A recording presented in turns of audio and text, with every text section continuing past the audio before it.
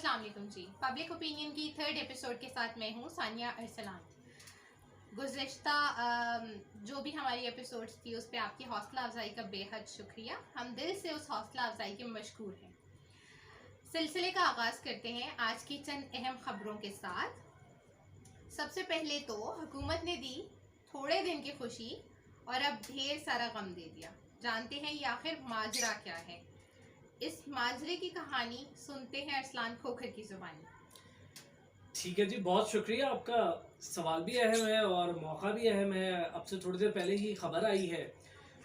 देखिए जी, पेट्रोल कम हुआ, 75 रुपये पर आया, 74 रुपये कुछ पैसे पर आया, लेकिन वो एक बड़ा गेम है ये। इसकी भी हम किसी दिन पूरी बात करेंगे कि 74 रुपये कुछ पैसे का मतलब 75 रुपये होता है। हुकूमत ने इमरान खान की मंजूरी के बाद अब बाकायदा तौर पर नोटिफिकेशन जारी कर दिया गया है और अब पेट्रोल होगा 100 रुपये 10 पैसे, यानी 101 रुपये का हो चुका है। यानी आज रात 12 बजे से आप इसका इत्तलाक हो जाएगा और अब आपको दोबारा महंगा पेट्रोल मिलेगा। ये एक बम बन के गिरेगा आवाम पर भी, और यकीन करें कि ये हुकूमत के लिए भी मुश्किल हालात होंगे, क्योंकि हुकूमत वैसे ही बहुत मुश्किल हालात का शिकार हो चुकी है। एक जानिब पायलट्स वाला मामला उठ गया, PIA के 28 लोगों की डिग्रियां जाली निकल आई, 9 ने एतराफ़ जुर्म कर लिया। गुलाम सरवर खान तो यहाँ तक कह रहे हैं कि जो हादसा हुआ PIA का कराची में, अनफॉर्चुनेटली उस हादसे का तमाम तर मलबा पायलट पर डाल दिया गया है और जहाज़ के बारे में कुछ नहीं बताया गया कि आखिरी ओवरहॉलिंग 2018 में हुई, आखिरी उसकी सारी चीज़ें उसकी 2018 में चेकिंग की गई, और ये बहुत सारे मामला हैं। अब एक मामला ये हो गया, दूसरा मामला गुलाम सरवर खान वाला हो गया, और तीसरा मामला आप बहुत बेहतर तरीके से जानती है, कोरोना इतनी तेज़ी से फैल रहा है कि अब अमवात 4000 हो चुकी हैं और ये इंतहाई ख़तरनाक मामला है। गवर्नमेंट की जो टेस्टिंग सलाहियत है उस पर भी सवालात खड़े होना शुरू हो चुके हैं, और फिर उन टेस्टिंग के मयार पर सवालात खड़े होना शुरू हो चुके हैं। लेकिन ये जो पेट्रोल वाला मामला है ये डायरेक्ट मईशत से जुड़ा। एक तरफ तो गुज़िश्ता रोज़ हमने अपनी एपिसोड में ही बताया था कि क्या इम्पैक्ट्स और क्या एस्पेक्ट्स होंगे जब शराय सूद आप 1% कम करते हैं, तो उसके साथ जुड़ा मामला ये कि पेट्रोल की कीमत बढ़ा दी। मैं आपको ये भी बता दूं, जो गरीबों की गैस कहलाती है LPG, घरेलू सिलेंडर उसका महंगा हो गया है और कमर्शियल सिलेंडर उसका महंगा हो गया है। 50 रुपये, 200 रुपये, और जो फ़ी किलो कीमत है LPG की वो भी 5 रुपये बढ़ गई है।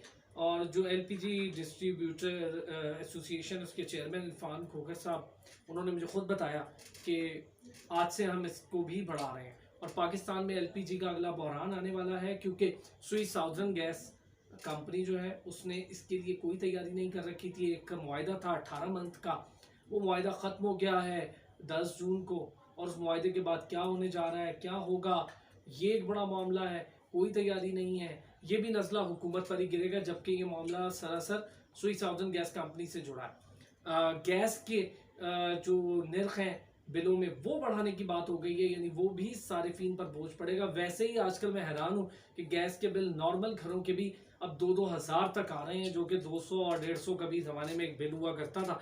बिजली के बिल बढ़ रहे हैं, वही बात कि एक आदमी की कमाई कम है और उसके अखराजात ज़्यादा हैं। अब ये पेट्रोल इतना बड़ा मसला है आम आवाम के लिए, ये सीधा सीधा आवाम के सर पर नहीं, ये हुकूमत के सर पर गिरेगा। हुकूमत के लिए मुश्किल होगी। अब आवाम में चहमगोइयाँ बहुत तेज़ हो सकती हैं। इमरान खान साहब जहाँ पर बहुत सारी चीज़ों पर अपनी ग्रिप खो रहे हैं, वहीं पर वो फाइनेंशियल मामलात पर अपनी ग्रिप बहुत तेज़ी से खो रहे हैं, और ये मामला कोई आसान नहीं होगा। ख़ारजा पॉलिसी के मसाइल जन्म ले रहे हैं, जिसका गुज़िश्ता हमने अपनी जो प्रोग्राम था उसमें जिक्र किया अपनी एपिसोड में, कि इतना बड़ा मसला हो गया ख़ारजा पॉलिसी का और शाह महमूद कुरैशी तक तो हवा न लगी।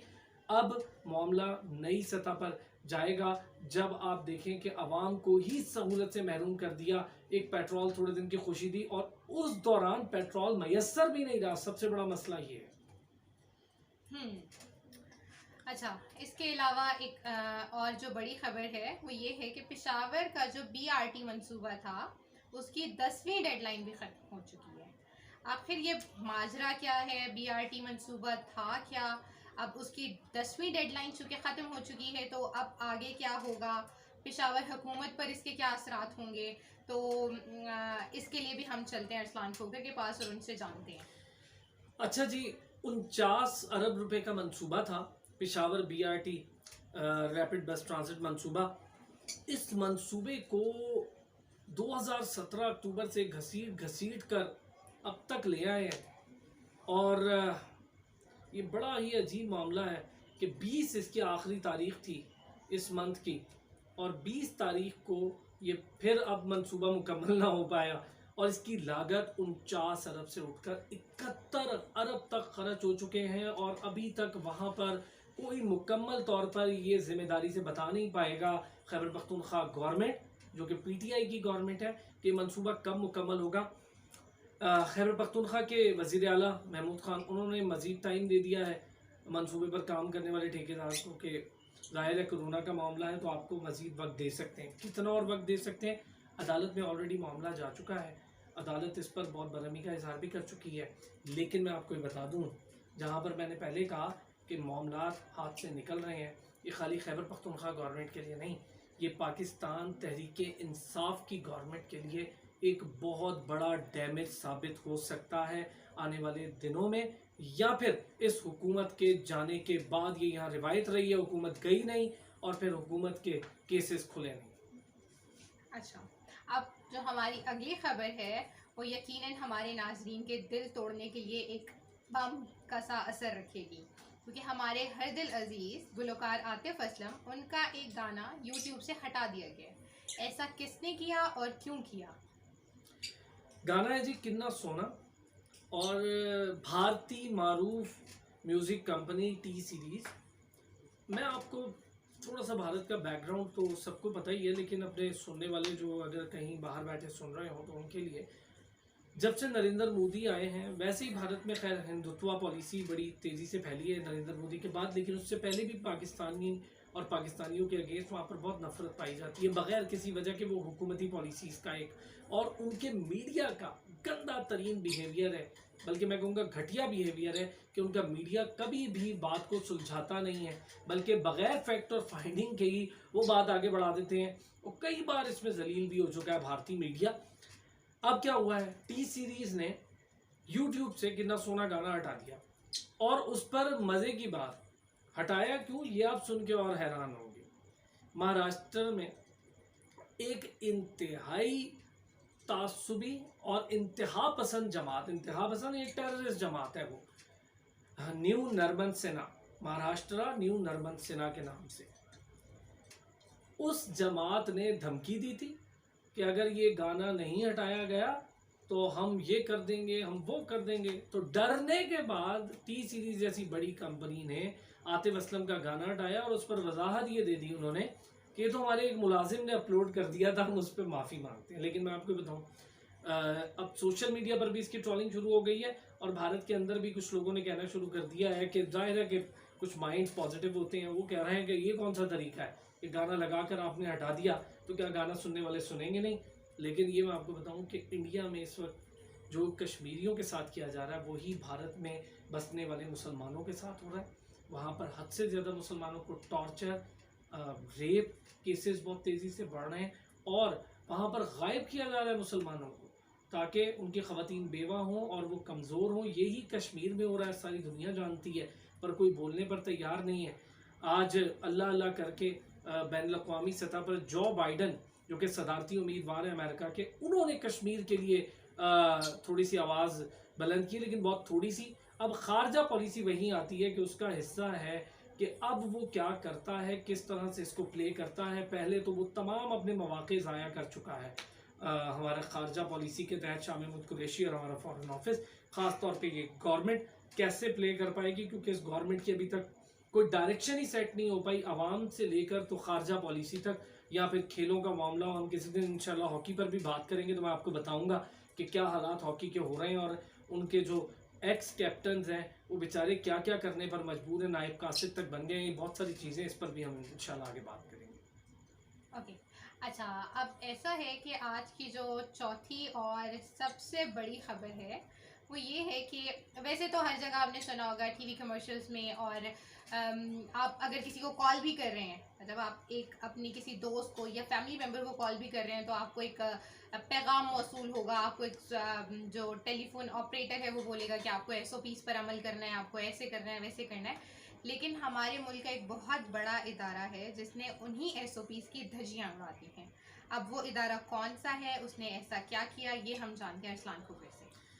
अच्छा जी, पाकिस्तान क्रिकेट बोर्ड की बात करें, ज़रा खेलों की ख़बरों में आ जाते हैं। अब हम एंटरटेनमेंट हो गया, सियासत हो गई, मुल्की मामलात हो गए, अब ज़रा खेल हो जाए।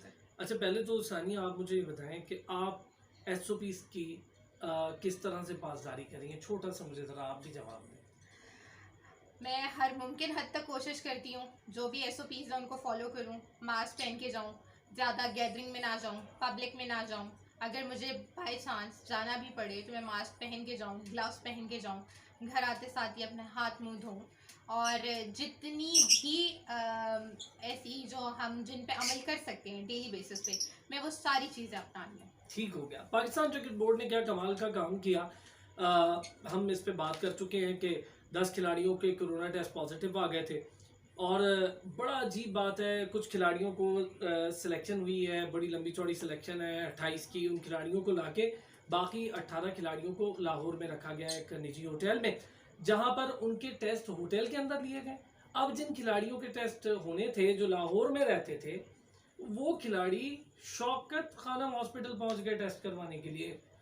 कमाल है कि आप देखें कि खिलाड़ी शौकत खानम हॉस्पिटल चले गए हैं, मतलब उनके घर पे टेस्ट ही नहीं हो सकते, इतना मतलब सिक्योरिटी, इतना सारा कुछ है उन खिलाड़ियों के पास, और उनके लिए पूरी कौम दुआ गो है। इंग्लैंड के टूर पे नजर है कि अल्लाह अल्लाह करके कोई क्रिकेट रिवाइव हो रही है, वो पहुंच गए शौकत खानम, और दूसरे जो इस्लामाबाद और रावलपिंडी के खिलाड़ी हैं वो अपने टेस्ट करवाने पेशावर पहुंच गए। खुद ही PCB धज्जियां उड़ाता फिर रहा है ये कोरोना SOPs की।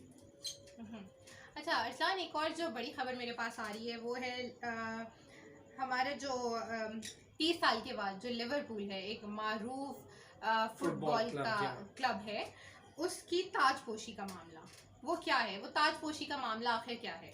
अच्छा जी, लिवरपूल दुनिया का पॉपुलर तरीन फुटबॉल क्लब्स में से एक है। इंग्लिश प्रीमियर लीग जारी थी। इंग्लिश प्रीमियर लीग 92 में कोई पहली 92 यानी 30 साल पहले लिवरपूल ने वो कोई जीती, तो बड़ी खुशियां मनाई गई। लिवरपूल मैं आपको बताऊं, मेरा खुद UK रहने का इत्तेफाक है, तो लिवरपूल यूनाइटेड किंगडम में और यूरोप भर में मद्दाह बहुत ज़्यादा है। मैं एहसामुल हक, हमारे टेनिस स्टार, वो जश्न मना रहे हैं लिवरपूल की जीत का। लेकिन इस जीत में बड़ा मजे का ट्विस्ट है, 30 साल बाद लिवरपूल जीती है English Premier League. Manchester City Chelsea के हाथों शिकस्त खा गई, तो पॉइंट्स टेबल की बुनियाद पे चलता है सारा काम। चेल्सी के हाथों शिकस्त खा गई, जिसकी वजह से लिवरपूल विनर करार पाई, और फिर 30 साल बाद लिवरपूल आखिरकार इंग्लिश प्रीमियर लीग जीत गए। और क्वालिटी लिवरपूल ने इस बार प्ले दिखाई कि 31 में से 28 मैचेस लिवरपूल जीती है इंग्लिश प्रीमियर लीग के, और ये बहुत बड़ी बात है लिवरपूल के लिए और लिवरपूल के प्लेयर्स के लिए भी बहुत बड़ा एक अचीवमेंट है, क्योंकि एक लंबे अरसे बाद लोग ये चाहते थे लिवरपूल जीते। और फुटबॉल से जो लोग देखते हैं, जो प्यार करते हैं फुटबॉल से, मेरे जैसे भी और दीगर लोग, वो भी वाकई ये चाहते थे कि लिवरपूल भी अब कुछ कर ले, क्योंकि बड़े बड़े क्लब्स बहुत सारा कुछ कर चुके हैं। तो लिवरपूल के अब इत्तेहाद स्टेडियम में उसकी ताजपोशी होगी। और मैं आपको ये भी बताऊँ, आतिशबाजी हो रही है यूनाइटेड किंगडम में, जश्न का समय। चलें जी, इसके साथ ही हम अपने आज के सिलसिले का, अपनी एपिसोड 3 का यहीं पे इख्तिताम करते हैं। उम्मीद करते हैं कि आपको आज का भी हमारा सिलसिला बहुत पसंद आया होगा, और आप हमारी उसी तरह हौसला अफजाई करेंगे जैसे आप हमारी गुज़िश्ता एपिसोड्स में करते आए हैं। अपना ख्याल रखिएगा, महदूद रहें, महफूज रहें। शुक्रिया।